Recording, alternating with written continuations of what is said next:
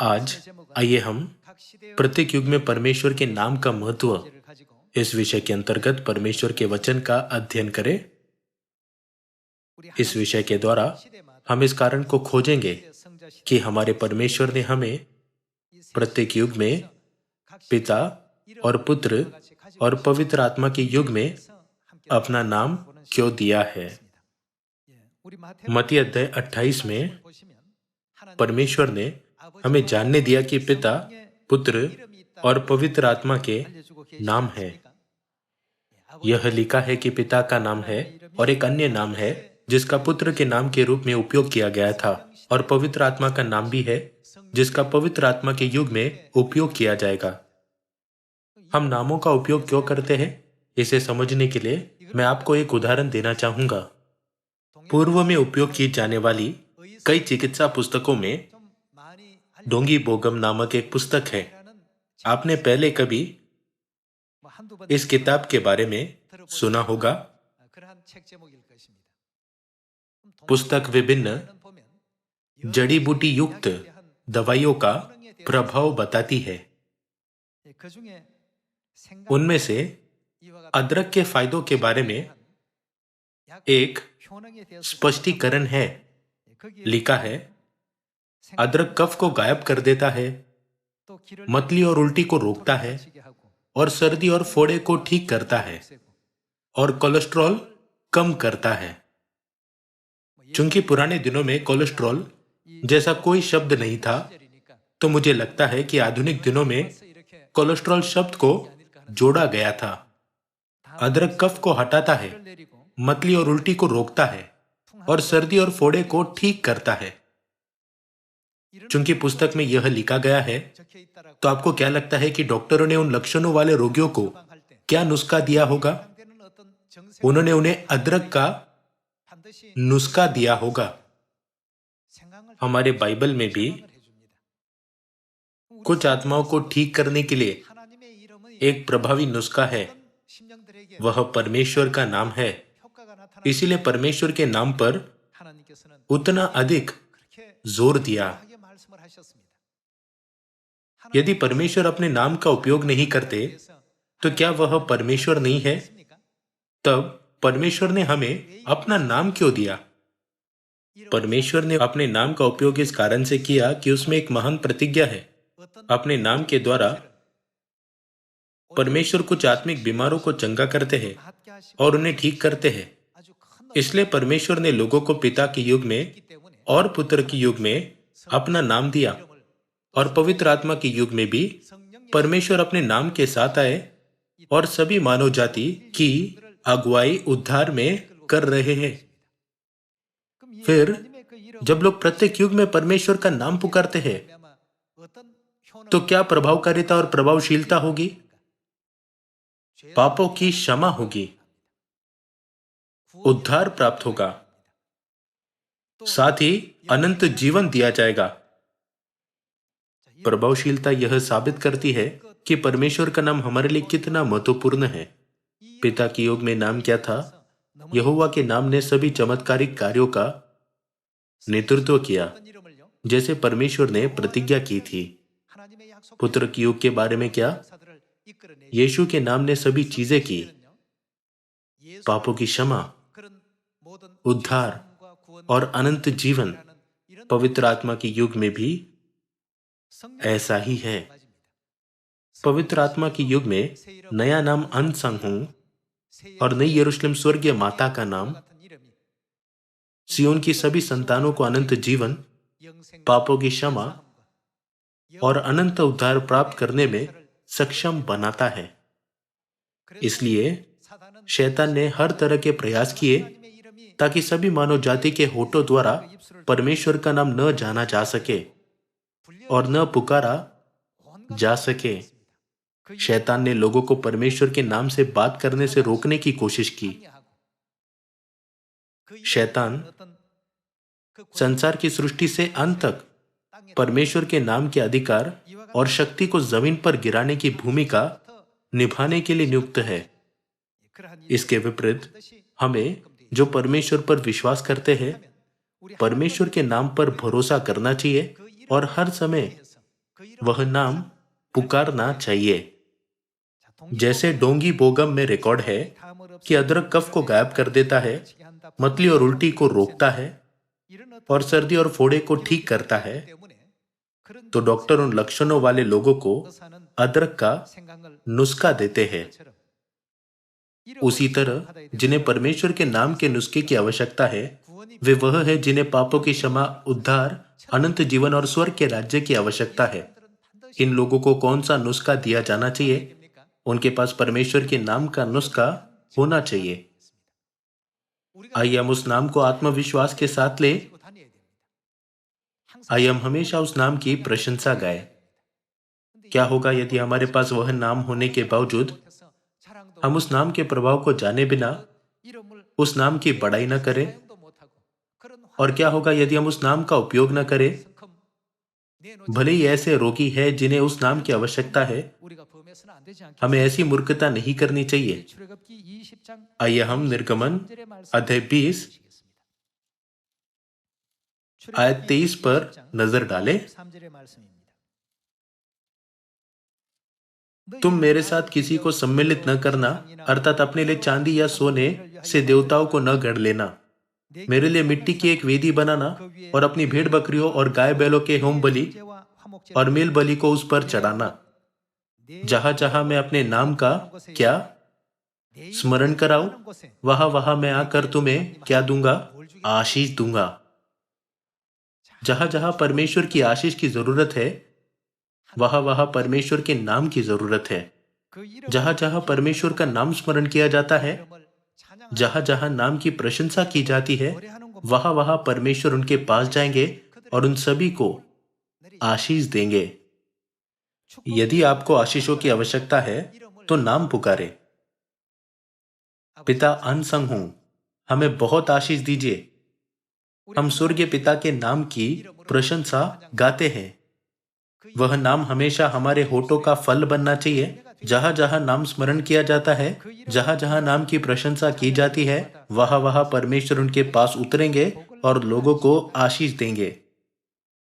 अलग अलग शारीरिक हालत के कारण भले ही डॉक्टर जैसे चिकित्सा पुस्तक में लिखा गया है वैसे लोगों को नुस्खा दे, लेकिन कभी कभी समस्या हो सकती है।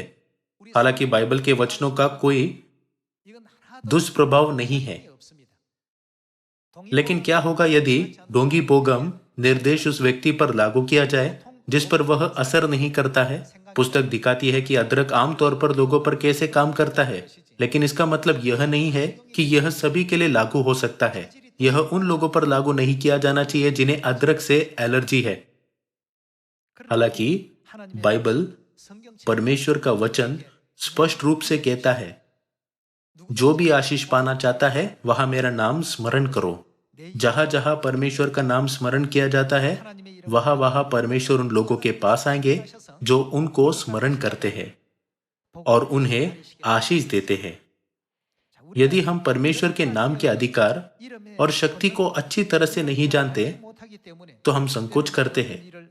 हमें उन लोगों को नाम का नुस्खा देना चाहिए जिनके पास कुछ रोग लक्षण है। दुख की बात है कि हम निडरता से नाम का प्रचार नहीं करते और सुसमाचार के कार्य को परमेश्वर जैसा चाहते हैं वैसा नहीं करते। अब आइए हम प्रेरितों के काम अध्याय 3 आयत 14 पर जाए।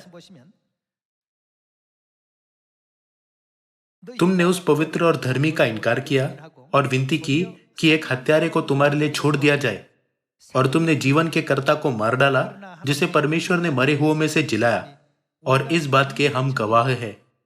और उसी के नाम ने उस विश्वास के द्वारा जो उसके किसके यीशु के नाम पर है, इस मनुष्य को जिसे तुम देखते हो और जानते भी हो सामर्थ्य दी है। परमेश्वर का नाम एक रोगी को चंगा करने का परिणाम लाया। प्रेरितों अध्याय 3 हमें जागरूक करता है कि उस नाम पर विश्वास करने से मनुष्य बीमारी से ठीक हो गया और वह पूरी तरह से चंगा हो गया। परमेश्वर ने उस जगह पर आशीष दी जहां उनका नाम स्मरण किया गया था और उनके नाम पर विश्वास करने वाले रोगी मजबूत बनाए गए थे। आइए हम प्रेरितों के काम अध्याय 10 देखें। प्रेरितों के काम अध्याय 10 आयत 43। उसकी सब भविष्यद्वक्ता गवाही देते हैं कि जो कोई उस पर विश्वास करेगा उसको उसके नाम के द्वारा क्या मिलेगी? पापों की क्षमा मिलेगी। सभी लोगों, यह परमेश्वर के नाम की शक्ति है। यहां तक कि अदरक के कुछ टुकड़े कफ को गायब करने, उल्टी को रोकने और सर्दी और फोड़े को ठीक करने में प्रभावी होते हैं। लेकिन जो कोई पिता के युग में, पुत्र के और पवित्र आत्मा के युग में परमेश्वर के नाम पर निर्भर रहता है और जहां भी नाम पुकारा जाता है वहां अद्भुत अनुग्रह और पवित्र आत्मा का कार्य होता है। लेकिन यदि हम इस नाम का ज्यादा उपयोग न करें तो क्या हम इस अद्भुत चमत्कार को देख सकते हैं? हम कभी नहीं देख सकते। ऐसे लोग हैं जो उद्धार चाहते हैं और जो अपने पापों को क्षमा पाना चाहते हैं। संसार में बहुत सी आत्माएं हैं। उन लोगों के लिए क्या हमें नाम ज्ञात नहीं करना चाहिए? आइए हम प्रेरितों के काम अध्याय 21 पर जाए। प्रथम चर्च के प्रेरित और विश्वास के पूर्वज इस नाम के महत्व को जानते थे, इसलिए वे इस नाम के लिए मरने के लिए भी तैयार थे और इस नाम का प्रचार करने के अपने सभी मिशन को पूरा किया। आइए हम प्रेरितों के काम अध्याय 21 आयत 13 देखें। परंतु पौलुस ने उत्तर दिया, तुम क्या करते हो कि रो रो कर मेरा दिल तोड़ते हो? मैं तो प्रभु यीशु के नाम के लिए यरूशलेम में न केवल बांधे जाने ही के लिए वरन मरने के लिए भी तैयार हूं। इसके द्वारा उसका मतलब था सभी मानव जातियों को मसीह के नाम के द्वारा पापों की क्षमा और उद्धार की आवश्यकता है। इस नाम को फैलाए बिना मैं कैसे चुप रह सकता हूं? जब भी वह यीशु के नाम का प्रचार करता था, फरीसी, शास्त्री और सदुकी उसके पास आते थे और उसे उस नाम से बात करने के लिए मना करते थे। यीशु के नाम से बात करके तुम परेशानी क्यों उत्पन्न करते हो? उस नाम का प्रचार करने से रोकने के लिए बहुत सी बाधाएं प्रेरितों की पुस्तक में दर्ज है। उस समय पतरस और यूहन्ना ने कहा, तुम ही न्याय करो। क्या यह परमेश्वर के निकट भला है कि हम परमेश्वर की बात से बढ़कर तुम्हारी बात माने? परमेश्वर अपने नाम के द्वारा हमें आशीष देते हैं और हमें पापों की क्षमा और उद्धार का अनुग्रह प्रदान करते हैं। ऐसा क्यों है कि तुम मुझे उस नाम का प्रचार करने से रोकते हो? प्रेरितों के काम अध्याय 4 में हम देख सकते हैं कि प्रथम चर्च के लोग कितने साहस के साथ उनके विरुद्ध खड़े थे। सभी लोगों, परमेश्वर का नाम संसार के सभी लोगों को पता होना चाहिए। नाम सभी को दिया जाना चाहिए और वह हमेशा हमारे होठों पर होना चाहिए। इसी कारण आज नया गीत के बोल में अनसंग नाम कई बार दिखाई देता है। हमें जितना संभव हो उतना उनका नाम पुकारना चाहिए। हमें नई यरूशलेम की महिमा के लिए भी प्रशंसा गानी चाहिए। लोग अदरक की प्रभावकारिता पर भरोसा करते हैं जो दोंगी बोगम में लिखा गया है और इसके निर्देश का पालन करते हैं। तब हमें बाइबल के वचनों पर कितना अधिक भरोसा करना चाहिए जो कहता है कि यदि आप यह करें तो ऐसा होगा, है ना? जहां जहां नाम पुकारा जाता है वहां परमेश्वर की आशीष उतरती है। जहां जहां नाम पुकारा जाता है वहां पापों की क्षमा दी जाती है। जहां जहां नाम पुकारा जाता है वहां उद्धार प्रदान किया जाता है। जहां जहां हम परमेश्वर का नाम पुकारते हैं वहां सभी आशीषें हमें दी जाती है। अनंत जीवन, स्वर्ग का राज्य और वे सभी चीजें जो हम चाहते हैं। इसलिए हमें ईमानदारी से परमेश्वर का नाम पुकारना चाहिए। बाइबल कहती है कि हमें प्रार्थना करने के लिए खुद को समर्पित करना चाहिए। जब भी हम प्रार्थना करते हैं हम किसका नाम पुकारते हैं? हम मसीह अनसंग होंग का नाम पुकारते हैं। यदि हम पिता के युग में होते तो हम यहोवा का नाम पुकारते। यदि हम पुत्र के युग में होते तो हम यीशु का नाम पुकारते। चूंकि अब हम पवित्र आत्मा के युग में हैं, तो हम मसीह अनसंग हुंग का नाम पुकारते हैं। परमेश्वर का नाम पुकारने का समय प्रार्थना का समय है। इसी कारण हमें खुद को हमेशा प्रार्थना करने में लगे रहना और निरंतर प्रार्थना करनी चाहिए। प्रेरितों के काम अध्याय 22 में हम उस नाम के द्वारा पापों की क्षमा की प्रतिज्ञा की पुष्टि कर सकते हैं। आइए हम प्रेरितों के काम अध्याय 22 आयत 15 देखें। क्योंकि तू उसकी ओर से सब मनुष्यों के सामने उन बातों का गवाह होगा जो तूने देखी और सुनी है। अब क्यों देर करता है? हमें प्रभु के नाम का क्या करना चाहिए? हमें उनका नाम लेना चाहिए। उठ, बपतिस्मा ले और उसका नाम लेकर अपने पापों को धो डाल। बपतिस्मा एक विधि है जिससे हमें पापों की क्षमा के लिए गुजरना चाहिए। बपतिस्मा की विधि में किसका नाम लिया जाना चाहिए? परमेश्वर का नाम लिया जाना चाहिए। चूंकि आप सभी ने बपतिस्मा लिया है, तो आप अच्छी तरह से जानते होंगे कि विधि कैसे की जाती है।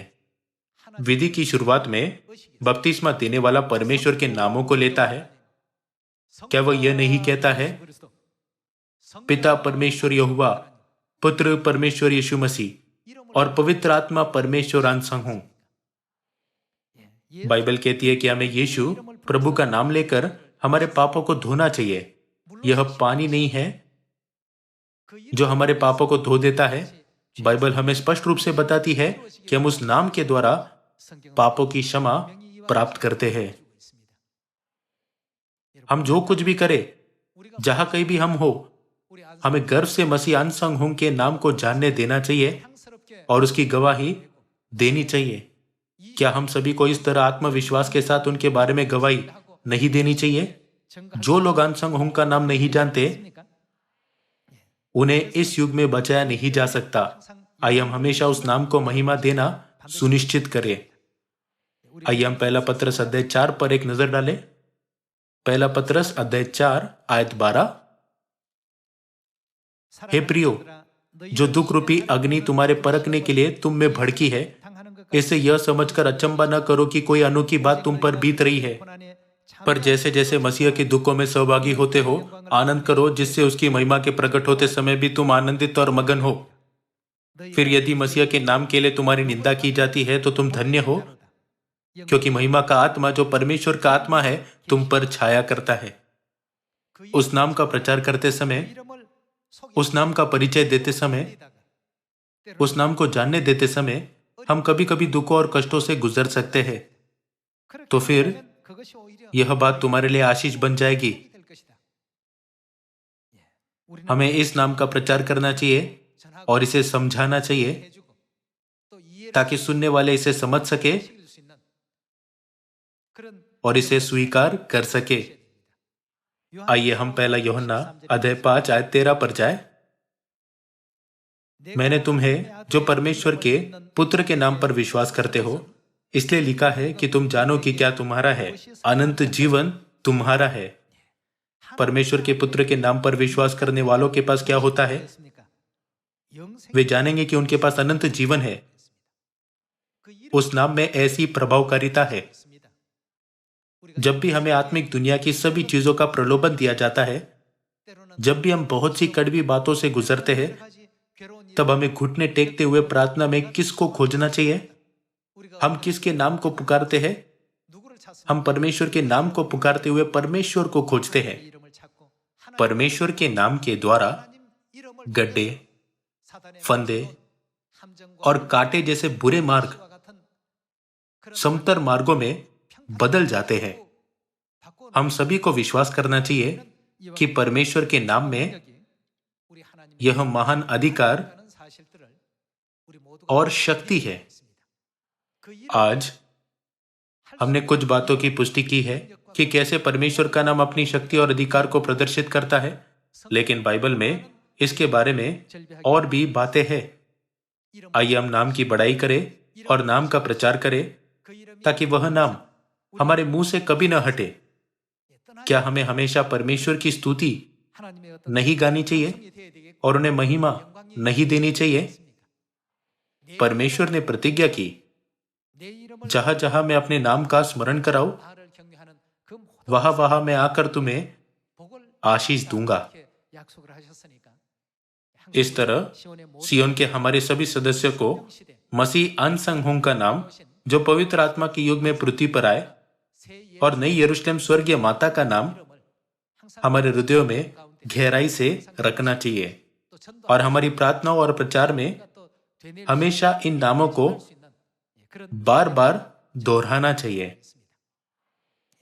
पिता के युग में यहोवा के नाम से पुकारने वाले सभी लोगों को बचाया जा सका, और पुत्र के युग में जिन्होंने यीशु का नाम पुकारा वे पापों की क्षमा और अनंत जीवन प्राप्त कर सके।